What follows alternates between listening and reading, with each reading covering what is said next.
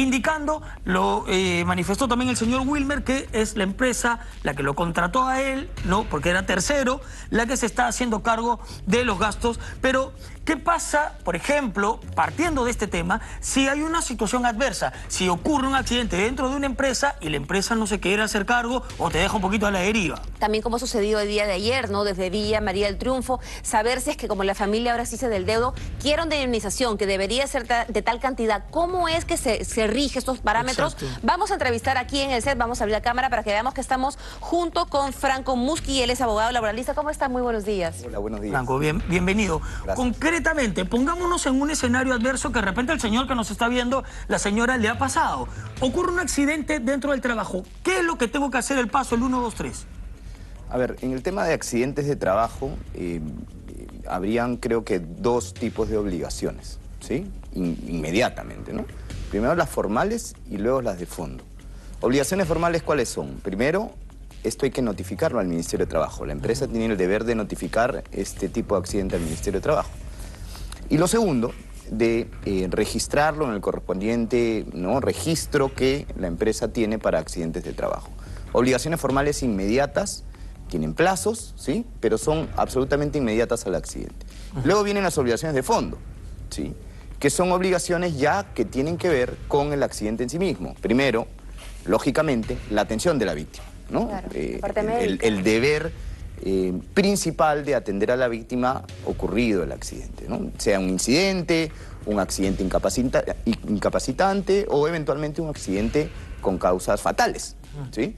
Entonces, el deber, ¿no?, de atención inmediata, eventualmente si se trata pues de una empresa que ejecuta actividades de riesgo, activar el SSTR, ¿no?, el Seguro Complementario de Trabajo de Riesgo. Sí.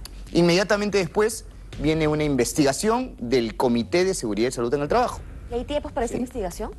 Este comité tiene que, primero, investigar de manera inmediata, ¿sí?, de acuerdo a determinados plazos internos, y emitir un informe.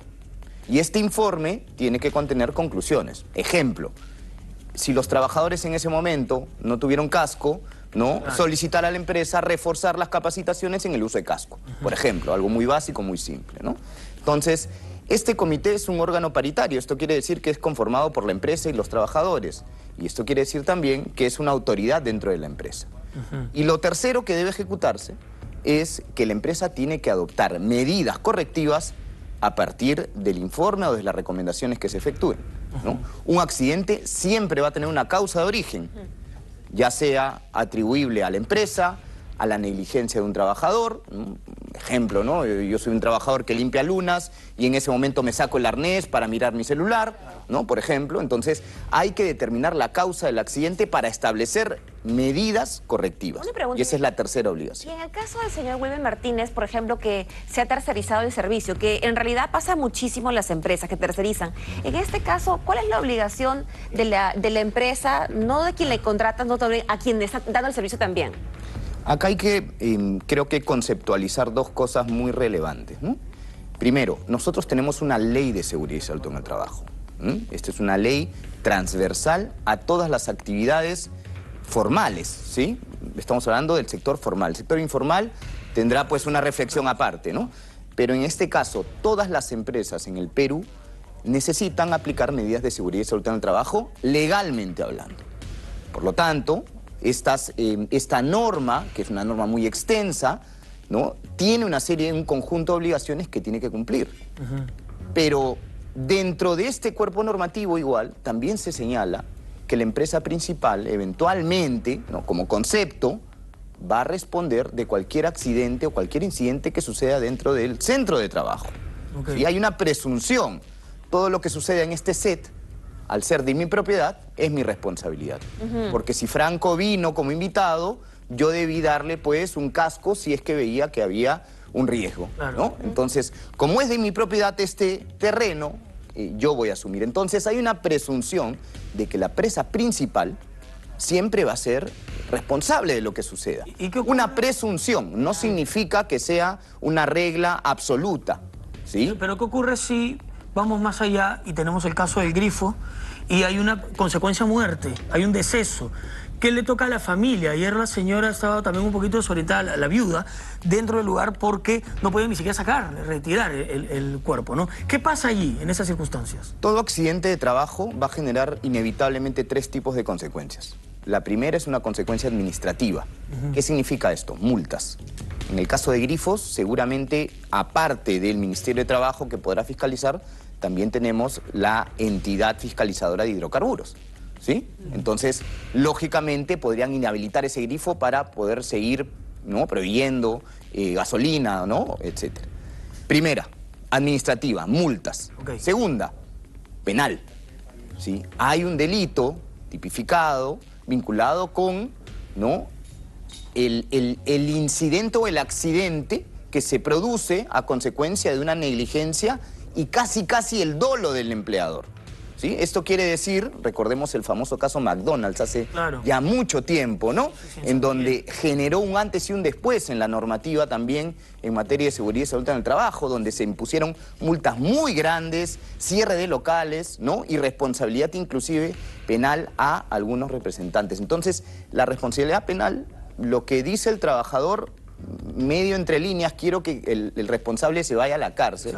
No es tan cierto, pero sí, hay un riesgo penal en todo accidente de trabajo, más aún si estamos frente a un riesgo que ha generado la muerte o una incapacidad permanente, como eventualmente puede tener este trabajador. Y el último es una responsabilidad civil. ¿Qué quiere decir eso? Los deudos, el trabajador incapacitado, ¿no?, el trabajador que ha visto afectada, ¿no?, su salud, puede reclamar una indemnización por daños y perjuicios. Yo me voy a un juez laboral y le digo, señores, la empresa X y la empresa Z, empresa X mi empleadora y la empresa Z la principal, ¿no?, me contrataron en conjunto y ellos no tomaron en cuenta las condiciones de seguridad mínimas. ¿De acuerdo? Y por eso yo voy a reclamar, como me han truncado mi vida profesional, los gastos de los hijos, gastos médicos, voy a reclamar X millones de soles, 100.000 soles, lo que sea. Ahí no está topado. Por lo tanto, ¿a qué va a estar supeditado ese resarcimiento? A lo que el trabajador logre acreditar. ¿Sí? Si yo logro acreditar que, no sé, no puedo caminar más, indudablemente tendré una reparación mayor que alguien que ha perdido la movilidad en un brazo, ¿no? Ya para terminar, doctor, de acá el tema son los tiempos que se dan, ¿no?, que siempre son bastante extensos. Por ejemplo, vemos el caso de señor Martínez, que lleva 4 meses intentando lograr una solución, no se da. En el caso de la señora Carolina, la viuda del señor que ha fallecido ayer en Villa María del Triunfo, ¿cuál es el tiempo que correspondería, ¿no?, que les den un tipo de solución? Lo que es automático son las atenciones de salud, ¿sí?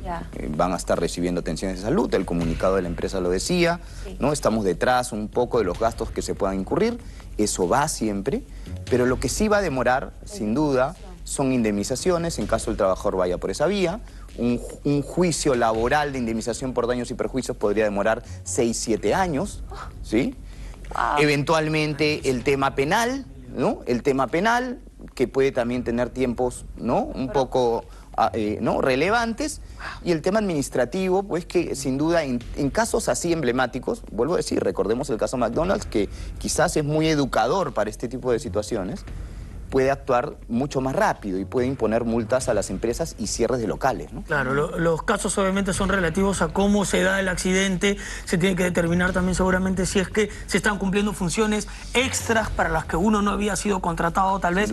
Pero reiteramos que los procesos son administrativos, penales y civiles, que es por ejemplo lo que tendría que apelar el señor a que hemos entrevistado, el señor Wilmer, ¿no? Si el señor desea un resarcimiento mayor y tiene cómo acreditar que el daño producido es mayor a la reparación que él viene recibiendo, tiene absolutamente la vía libre para poder recabar entonces toda la información. Pruebas, ¿no? Típicamente, oye, yo estaba haciendo esto, la empresa no me capacitó o sí me capacitó. Es un tema muy probatorio y la empresa, lógicamente, tendrá que defenderse acreditando el cumplimiento de sus obligaciones en materia de seguridad y salud en el trabajo. Correcto. Doctor Franco Muji, muchísimas gracias por toda la información que nos ha dado, por aclararnos el tema y también sorprendido por la cantidad de los plazos que se llegan a dar en estos juicios laborales. Lamentablemente son súper extensos. Gracias. Son súper extensos, sí. Muchas gracias, doctor, por estar con nosotros. Son las 7.